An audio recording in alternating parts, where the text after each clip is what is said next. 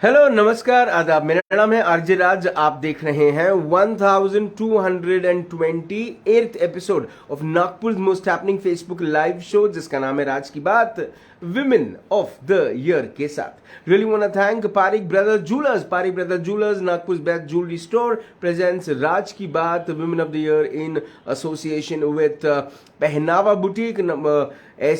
एक ऐसी बुटीक जो महिलाओं के लिए वरदान है। Please go to Pehnava and अपने पहनावा में भी बदलाव लाइए, खूबसूरत दिखिए। Pehnava boutique is at Sadar and Dharampeth. या also a big thank you to hamper right by Nidhi Rathi, Antra Multi Services, Cut Salon, Mampi, reusable diapers for children, and a big thank you to Money Edge, which is helping you to collect money and make it grow. आज की जो हमारी मेहमान हैं उन्होंने भी अपनी कला को इकट्ठा किया और उसके बाद फिर ये ग्रो होना शुरू हो गए। अपर्णा साई खेड़कर, ये नाम आप सब याद रखिएगा क्योंकि इस नाम का खुलासा मैं करने वाला हूं, क्योंकि अब सेम चेहरा जो अपर्णा साई खेड़कर का था अब उसी चेहरे पे दिखती हैं सई देशपांडे। सई देशपांडे मैडम नमस्कार। नमस्कार। सई देशपांडे मैडम हमारी आज की मेहमान हैं राज की बात विमेन ऑफ द ईयर के लिए। मैम पहले तो बहुत बहुत धन्यवाद, आपने अपना वक्त दिया, आप इस एपिसोड में आई एज अ गेस्ट बनकर। मैम अपर्णा साई खेड़कर, इस पे थोड़ा खुलासा कीजिए। ये एक ऐसा नाम है जो बहुत सारे लोगों को याद है, लेकिन आज जब वो ढूंढने आते हैं तो वो सई देशपांडे को पाते हैं। ये कैसे हुआ?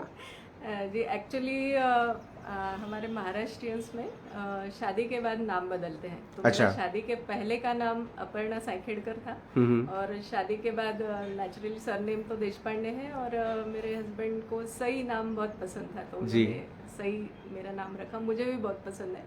सो नाउ सई ये नाम पे हम बात करेंगे, है ना? लेकिन सबसे पहले हम अपर्णा साइखेड़कर की जो कहानी है उसके बारे में जानते हैं।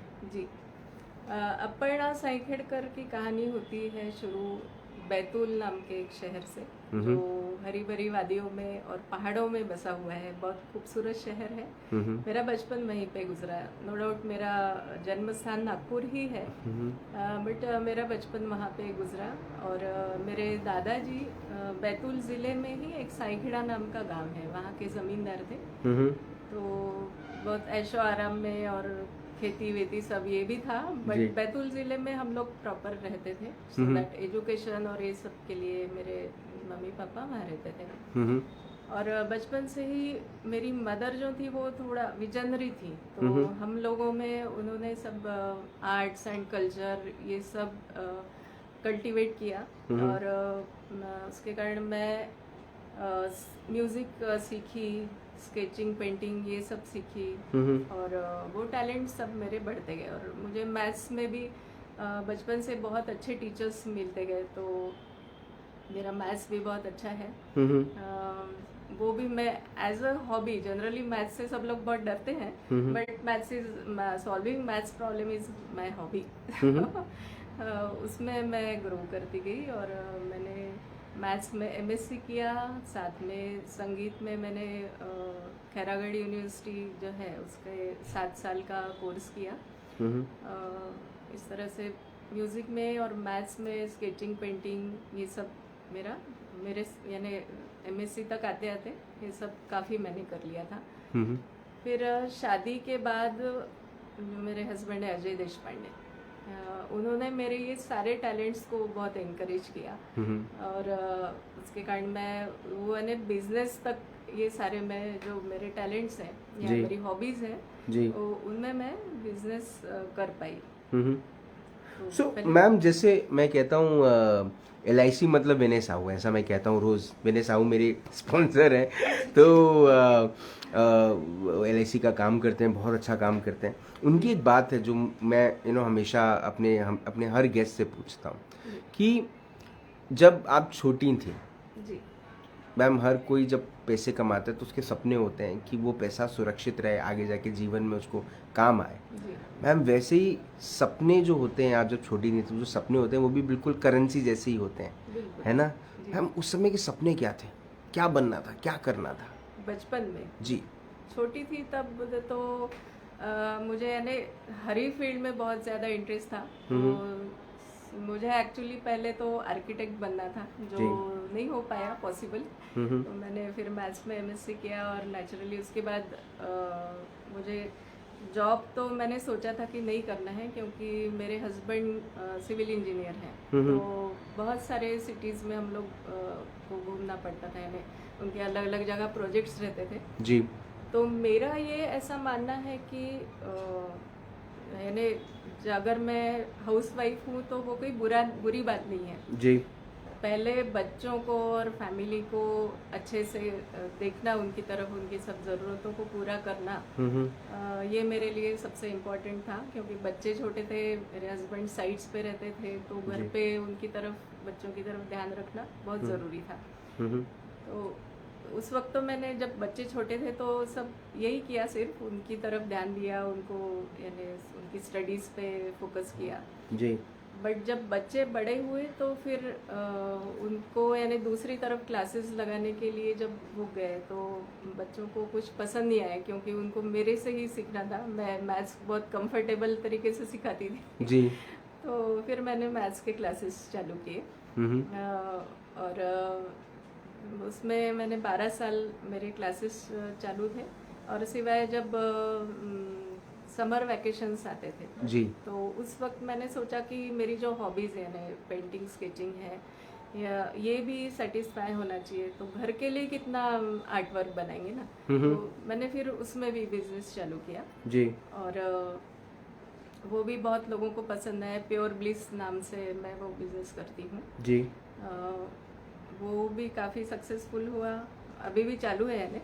और फिर मैंने ग्राफिक डिजाइनिंग सीखा। जी। मैंने यानी एज सच मेरे कुछ सपने ऐसे मैंने डिसाइड नहीं किया था, but मतलब जो वो- चीज करूं बस पैसे कमाते रहूं। हाँ, नहीं नहीं नहीं, पैसे पैसे कमाने ये पहले के लिए- हाँ बोल दिया था आपने। नहीं नहीं, पैसे कमाने के लिए नहीं मेरा किया। बैंक बैलेंस बढ़ता जाए बस, ये नहीं, ऐसा सोच नहीं, ऐसा नहीं। मेरा जो मेरी हॉबीज है वो सेटिस्फाई होना चाहिए। Okay. ये मेरा Okay. बेसिक था। मेन गोल यही था। जी, जी, जी, अच्छा, basic। तो जब छोटी थी तब आर्ट्स एंड कल्चर ये सब की तरफ आपकी जी। रुचि थी, जी है ना? फादर जो थे आपके, जी। वो क्या चाहते थे, आपको क्या बनाना चाहते थे? कभी इस बात पे चर्चा हुई, कभी कुछ ऐसा? मेरे फादर का भी यही था कि जैसे इन्हें फैमिली को जिस चीज़ की ज़रूरत हो, जी। तो वो सपोर्ट आपने बनना चाहिए। स्ट्रॉन्ग वुमन उन्होंने हमें तैयार किया। वो हमेशा कहते थे कि पड़े जड़े माल बड़े, यानी अगर कुछ ऑब्स्टिकल्स आए तो भी ना घबराते हुए आगे बढ़े, यानी खुद भी स्ट्रांग रहे और फैमिली को भी सपोर्ट करें। इस तरह से उन्होंने हमको डेवलप किया। और बस ऐसे यानी तो जब आप एक ऐसे खूबसूरत गांव में रहती थी, या एक छोटे से टाउन में रहती थी, जहां पर हरी भरी वादियां थी, पर्वत थे, सब कुछ था, मैं तो इमेजिन ही कर रहा हूँ कितनी खूबसूरत जगह पे आप रही हैं। बिल्कुल जाऊंगा मैं, लेकिन आप वहां रहकर आप कहाँ यहाँ पर ऐसी जगह, ऐसे शहर में आ गई जहाँ पर नागपुर तो मेरा जन्म स्थान है। तो अच्छा। जी बिल्कुल। जी। तो नागपुर में मेरा ननिहाल भी है। जी। तो हम लोग यानी नागपुर बैतूल बहुत हमारा आना जाना चलता था। Okay. बैतूल यानी जस्ट बॉर्डर डिस्ट्रिक्ट ही है। जी बिल्कुल। का। जी। तो हमारे यहाँ आना जाना बहुत था। नागपुर में मेरे पापा का घर भी था। तो मुझे ऐसा कुछ लगा नहीं कि मैं कहीं अलग जगह आई हूँ। मैं बहुत फैमिलियर थी। तो मतलब आपने नागपुर को बदलते हुए देखा है? जी जी जी बिल्कुल। कैसा लगता है पहले के नागपुर और अब के नागपुर में? अब का नागपुर नेचुरल बहुत अच्छा है। स्मार्ट सिटी हो रहा है जी। एंड आई फील लोग स्मार्ट हो रहे हैं कि नहीं हो रहे हैं? लोग थोड़ा धीरे धीरे हो रहे हैं। धीरे हो रहे हैं। अच्छा, मुझे एक चीज बताइए कि कब ये जब आपने समर में क्लासेस लेना शुरू किया आर्ट्स एंड कल्चर की, तो कब ऐसा लगा कि अब ग्राफिक डिजाइनिंग में भी करना चाहिए? बिकॉज ये एक अलग किस्म का प्रोफेशन हो गया, एक तरीके से प्रोफेशनल कोर्स है ग्राफिक डिजाइनिंग। मैं जो स्केचेस बनाती थी तो इलस्ट्रेशंस के लिए मेरे पास काम आए। कुछ बुक्स के अंदर जो रहते हैं ना रिलेटेड स्केचेस, इलस्ट्रेशंस, तो वो मैंने किए। और तब मुझे लगा कि ग्राफिक डिजाइनिंग भी ज़रूरी है, क्योंकि मुझे और एक काम आया था उसमें एक पॉलिटिशियंस थे, उनके यानी इलेक्शन के लिए जो रहता है ना कैंपेन, जी। उसमें उन्होंने सार्केस्टिक ऐसे कार्टून्स उनको चाहिए थे एक अच्छा। कंपनी को, जी। अच्छा। तो वो मैंने बनाया और उसके लिए मुझे ग्राफिक डिजाइनिंग की ज़रूरत पड़ी, तो मैंने इलस्ट्रेटर और कोरल ड्रॉ सीखा और उसके कारण फिर बुक के फ्रंट पेज कवर डिजाइनिंग ये सब भी मैं करने लगी। और अब घर के ही ऑथर हैं जी। मेरे हस्बैंड, आपके हस्बैंड ऑथर हैं, जी, तो उन्होंने बहुत किताब बड़ी- लिखी और आपने उन किताबों को पब्लिश भी किया। जी जी। इनफैक्ट कवर भी आप ही ने बनाया है। हाँ, कवर है ना? अंदर का सारा जो जी। डिजाइनिंग है, जी, वो ये कवर सब। थोड़ा सा उठा लें अगर उसको, तो ये कवर आपने बनाया है। जी जी। बहुत बढ़िया, और लता जी इसके का। अंदर सारे लता जी के जो स्केचेस हैं जी। वो भी मेरे ही हैं। हम्म।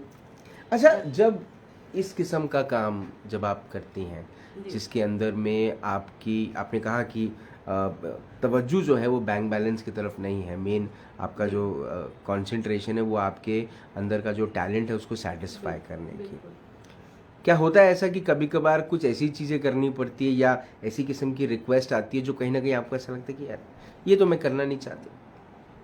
हाँ, होता है ऐसा हम्म। कभी कभी, हम्म। यानी ओवर हो जाता है जब जी। कुछ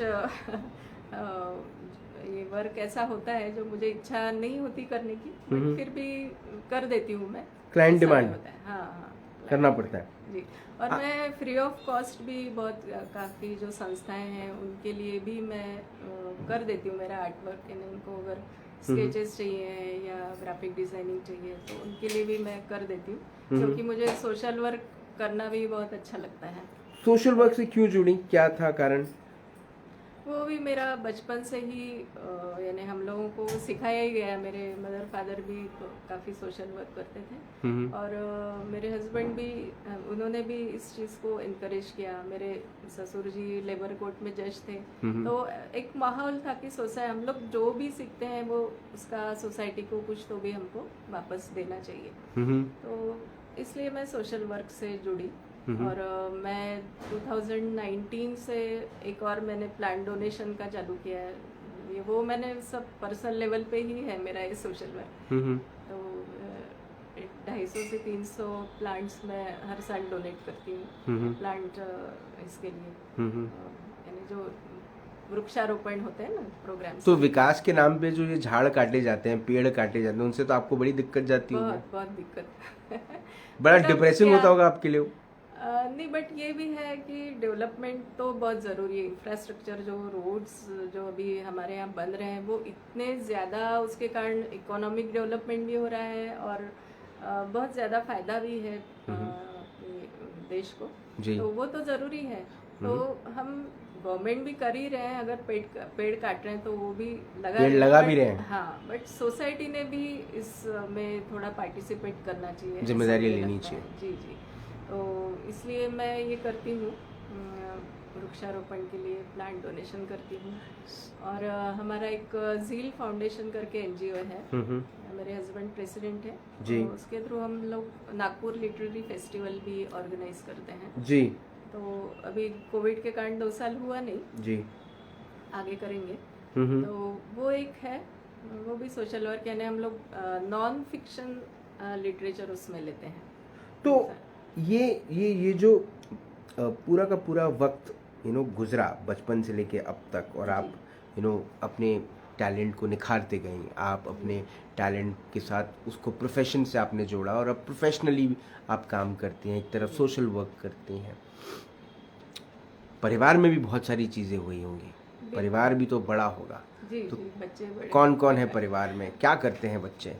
मेरी बेटी की शादी हो गई है, वो एक्सेंचर में बहुत बड़ी पोस्ट पे है जी। और बेटा भी इंजीनियरिंग फाइनल में Ramdev Baba college of engineering में, वो फाइनल ईयर है उसका भी, अभी मैंने कैंपस में हो गया है जी। अभी जॉब शुरू हो जाएगा। और वो भी ऐसे ही कल्चरल एक्टिविटीज में बहुत एक्टिव है, उसके ड्रामा क्लब का वो हेड है रामदेव बाबा का। तो आपके गुण जो है वो किस में आए हैं ज्यादा, आपकी बेटी में या कि बेटे दोनों में आए हैं। दोनों में आए हैं। जी जी। राधा को मुझे डांस भी बहुत पसंद है, तो राधा डांस और स्केचिंग पेंटिंग ये सब कर लेती है। और बाकी लिटरेचर से रिलेटेड या ड्रामा से रिलेटेड जो है वो मेरे बेटे ने उठाया है। वो उसमें वो करता है सब।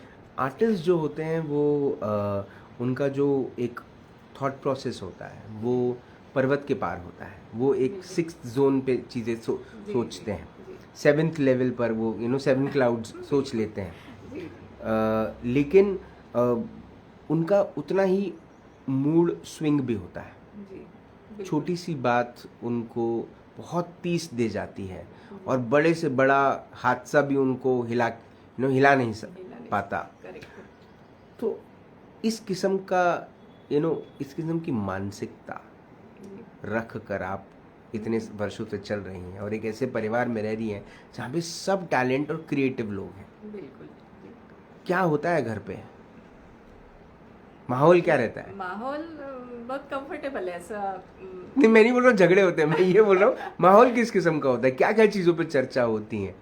सारे मेरे हस्बैंड एक्चुअली पॉलिटिकल बहुत अवेयर हैं और जनरल नॉलेज भी उनको बहुत ज़्यादा है, तो हम्म सारी सारी विषयों पे हम लोग चर्चा करते हैं। हम्म और हमारा जो क्रिएटिव साइड है जी।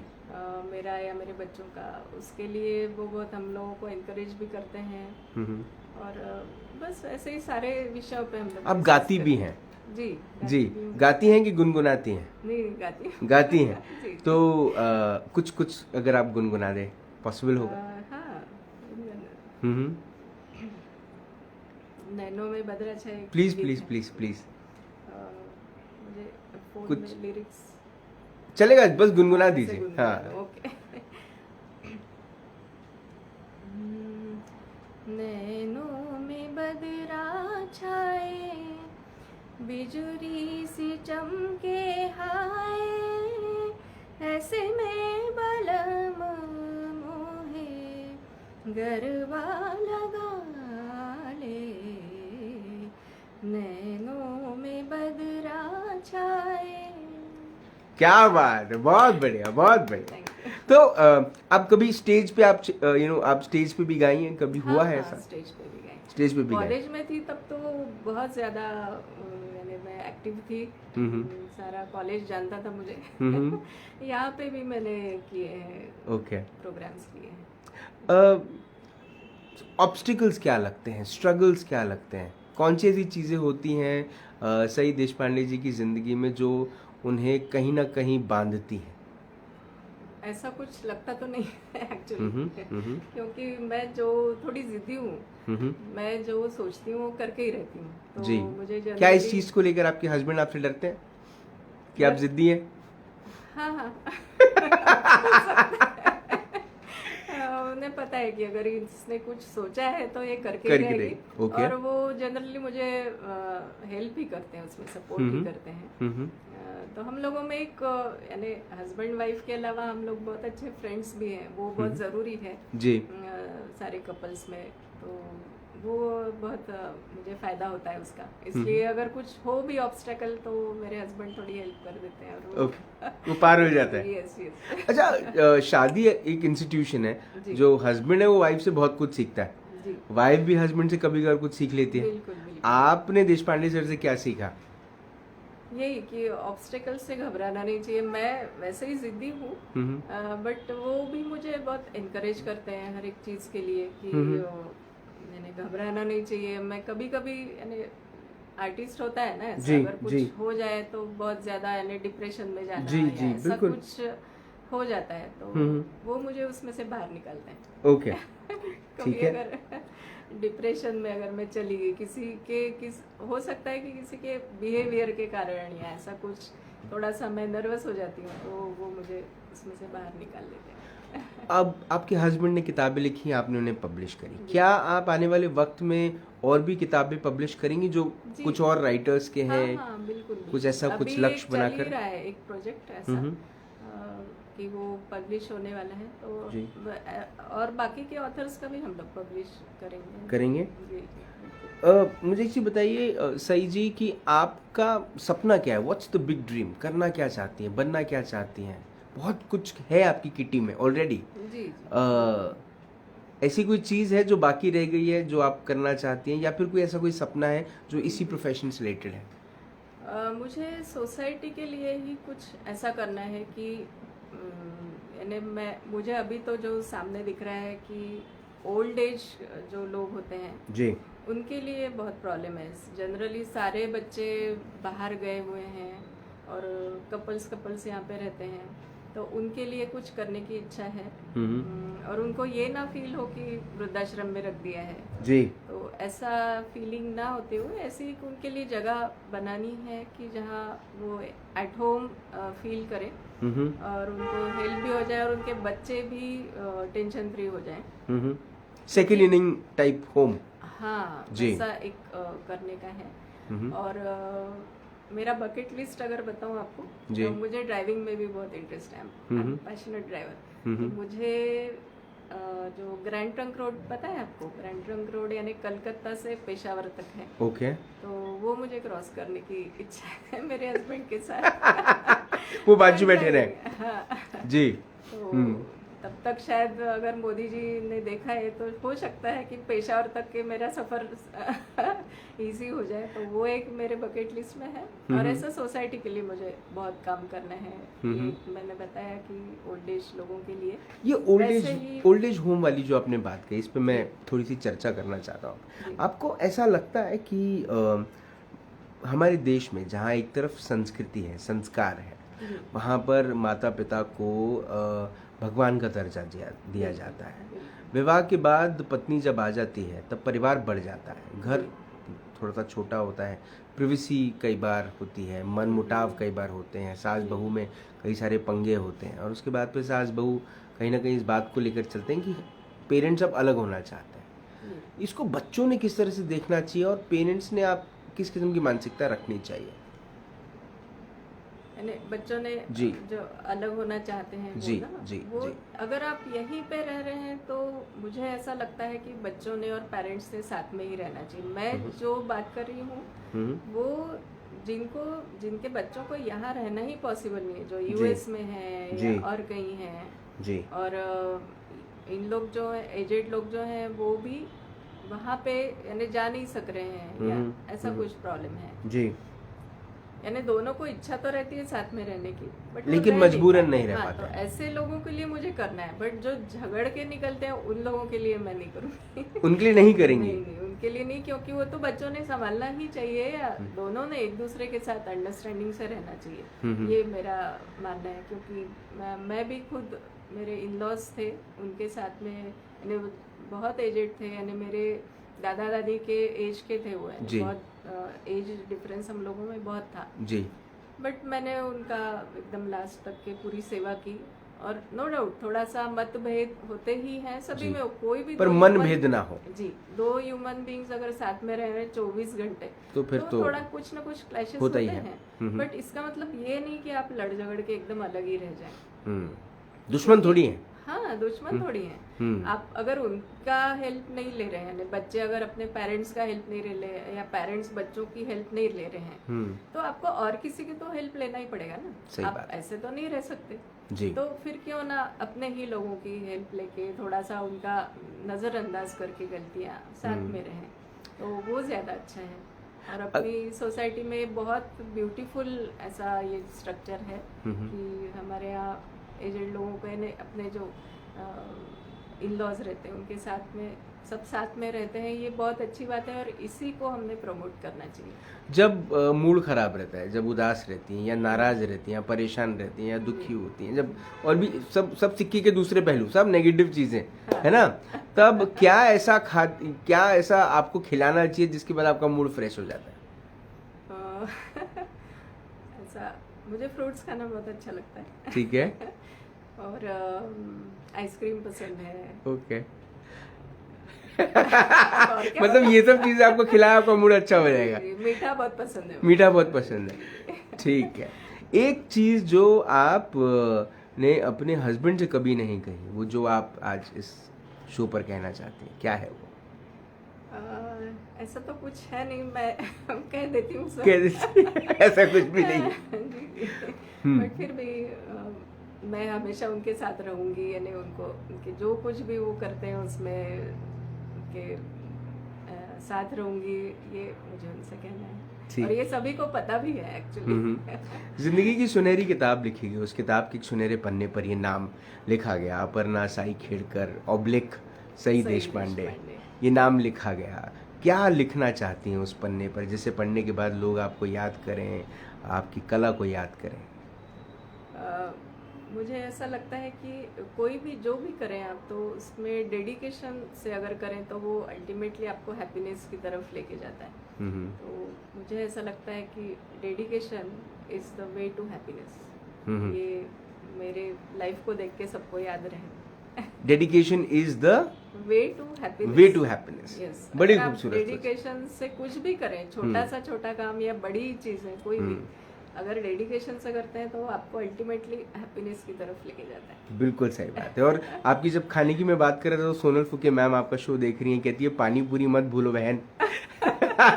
यस, पानी पूरी is one of the super. पानी पूरी यानी चाट प्रकार सभी, उसमें पानी पूरी तो स्पेशल है। आप सई देशपांडे जी डिजाइनिंग करती रहें, आप ऑथर हैं, सॉरी पब्लिशर हैं, पोइटिस भी हैं, आप कविताएं करती रहें, आप लिखती रहें, आप पब्लिश करती रहें किताबें, आप अपना ग्राफिक डिजाइनिंग का काम आपका अच्छा चले, आप पेड़ जो हर पौधे जो हर साल आप बांटती हैं वो आप बांटने का काम करें, आपका सेकेंड इनिंग जो होम आप बनाना चाहती हैं फॉर ओल्ड एज, वो आपका सपना बहुत जल्दी साकार हो। आप जितने अच्छे काम कर रही हैं आप उतना अच्छा काम आप करते रहें। आपके दोनों बच्चे, आपका नाम, आपका आपका नाम बहुत आगे बढ़ाएं, आपके हस्बैंड के साथ आपके जितने सपने हैं वो सब साकार हों, और आप ऐसे ही हमें इंस्पायर करती रहें। आपने अपना वक्त दिया, आपने हमसे बात करी, फिर से बधाई आपको being a women of the year, not just for this year but all the years coming. Thank you for inspiring, thank you so much. पानी पूरी से एक बात मुझे याद आई कि लाइफ एक्चुअली जो है ना वो पानी पूरी जैसे है। पानी पूरी का जो भैया है उसके जैसी नहीं है बिल्कुल, बिकॉज पानी पूरी जो है ना वो आप कैसे होते हैं, पूरी को आप फोड़ते हैं, उसमें आप आलू का मसाला भरते हैं, आप उसमें थोड़ी सी इमली की चटनी डालते हैं, फिर उसका आप वो मसाले वाली जो जो क्या होती है, चटनी होती है, चटनी कहते हैं उसको, पानी कहते हैं, पानी मसाले वाला जो पानी होता है उसमें डुबोकर वो आपको आपकी कटोरी पर रख देता है। उसके बाद फिर आप उसको अपने मुंह तक लेके आते हैं धीरे धीरे, और फिर करके खा लेते हैं। लेकिन जब तक आप उसको अपने मुंह तक लेकर आते हैं, एक एक बूंद उस पानी का गिर रहा है जिसमें सब किस्म के मसाले हैं, और वो स्वाद है पानी पूरी के रस का। वो जो बूंदें जो गिर रही हैं ना पानी की, वो वक्त है। अगर वक्त रहते आपने वो पानी पूरी नहीं खाई तो वो पानी गिर जाएगा और ख़त्म हो जाएगा, और फिर आप शायद अगली पानी पूरी का इंतज़ार करेंगे कि एक और पूरी मिले। लेकिन सबको वैसे मौके नहीं मिलते। कोविड ने हमें बता दिया कि हमारे पास जो वक्त है ना वो बहुत कम है, जो है बहुत ज़्यादा लेकिन है बड़ा कम। बहुत कुछ करना है, कितनी सारी चीज़ें, अगर आप इस इंटरव्यू को देखें बराबर तो आप जानेंगे कि कितनी सारी चीज़ें अपनी ज़िंदगी में सई देशपांडे जी ने करी। आप भी कर सकते हैं। 4 दीवारी में अपने आप को कैद मत कीजिए। वो 4 दीवारी घर की 4 दीवारी नहीं, मन की 4 दीवारी भी है। थोड़ा बकेट लिस्ट बनाइए, थोड़ा ज़िंदगी के मज़े लीजिए। कब तक चिंता करते रहेंगे? उम्मीद है आपको ये शो पसंद आएगा, आप लोगों को शेयर करेंगे और दूसरों को भी इंस्पायर करेंगे। आपसे फिर होगी मुलाकात इन राज की बात। तब तक आप अपना ध्यान रखें, सुरक्षित रहें, स्वच्छ रहें, स्वस्थ रहें, मस्त रहें, खुश रहें, व्यस्त रहें, परिवार के साथ एक अच्छा वक्त बिताएं। और अगर आपके परिवार में एक छोटी सी बिटिया है जो कभी पेंटिंग करती है, कभी ड्राइंग करती है, कभी सिंगिंग करती है, कभी डांसिंग करती है, बस मुस्कुराती है और दुनिया को मुस्कुराने का मौका बार बार देती है, तो समझिए वो सई देशपांडे बन रही है। जिंदा रहें। जय हिंद।